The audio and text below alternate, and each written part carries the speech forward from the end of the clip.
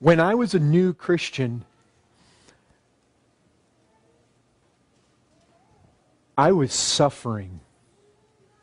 You say, what were you suffering?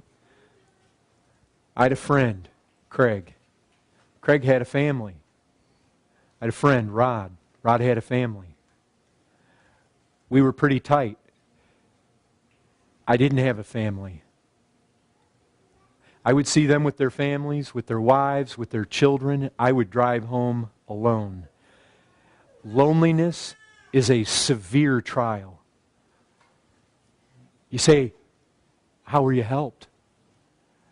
Jesus visited me in those years of my life in ways I don't experience now. Oh, I experienced them, but not like I did then. He came to me. His presence was so sweet, it turned my darkness into light. My sister-in-law, Maida, she was suffering cancer, going through chemotherapy. Bitter trial. She was like on a 2-week rotation of chemo. And at that period where she would be most pressed by that chemo treatment, most weak, most suffering, Jesus would come to her. And she actually wept when she was healed because those seasons would not come anymore. Brethren, that's one of the ways He helps. He comes and He visits His people. I told you this story before. Scottish Covenanters. One of these guys was so mutilated.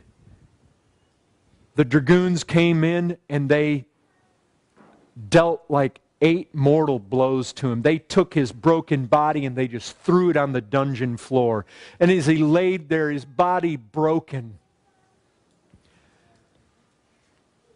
he said,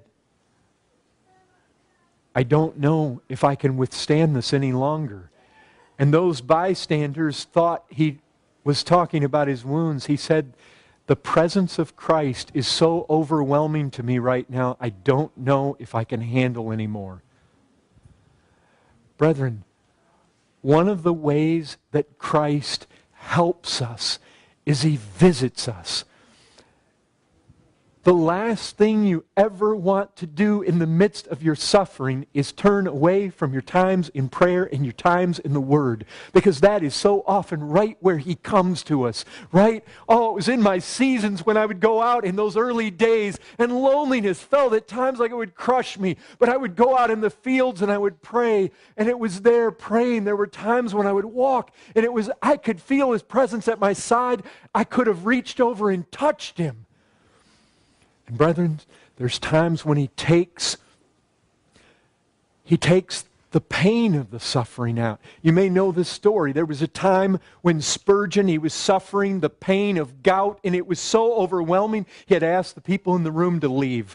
And he just cried out. You could just hear it, almost like Jesus there out on the wilderness, just pleading with cries and tears. And Spurgeon there with crying and tears says, please. And God took the pain away. No doubt, not all of it, and not forever. But He took it away right there when asked.